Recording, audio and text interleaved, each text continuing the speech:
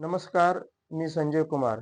हे बघा, आज आपण दोन क्वेश्चन सोडवणार आहेत जे की ऑलरेडी बोर्डच्या एक्झाम मध्ये आलेले आहेत.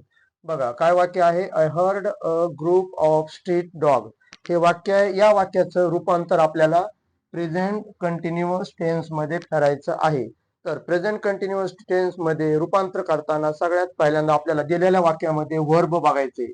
काय वर्ब आहे? हर्ड. आणि आता आपल्याला काय वापरायचंय? Present continuous. त्याचा जो आपल्याला फॉर्म्युला माहित आहे, subject plus am is are plus verb I N G. मग बघा काय येते उत्तर? आय. काय येते? Helping verb am. ह्याचं पहिलं रूप हिअर, त्याला जोडायचं I N G. I am hearing.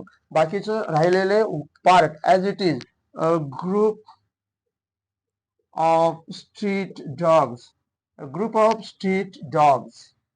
चला, अशा रीतीनं आपण हे प्रेझेंट कंटिन्युअस केलेलं आहे.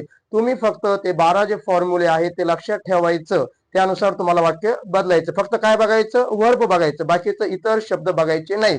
चला, त्यानंतरचं वाक्य बघा. याचं रूपांतर आपल्याला पास्ट परफेक्ट कंटिन्युअस टेन्स मध्ये करायचंय. म्हणजे आपल्याला फॉर्म्युला माहित आहे, subject plus had been plus verb I N G. चला, इथं काय वर्ब आहे? Was holding. चला, हे आहे. तर बघा, मग याचं उत्तर काय येणार? The big male langur. बघा, त्याचं आपल्याला रूपांतर past perfect continuous had plus काय जोडायचं? बीन आणि verb I N G holding.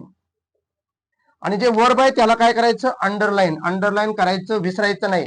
राहिलेलं पार्ट ऍज इट इज आपल्याला लिहायचे. त्याच्यामध्ये आपल्याला काहीच बदल करायचा नाही. A baby langur in his hands. अशा प्रकारे आपण हे दोन वाक्य सॉल्व्ह केलेलं आहेत. बोर्डामध्ये आलेले जे व्याकरणवर प्रश्न आहेत ते मी तुम्हाला अत्यंत सोप्या शब्दामध्ये समजून सांगणार आहे. आपण हे माझं चॅनल लाईक करायला, शेअर करायला आणि सबस्क्राईब करायला विसरू नका.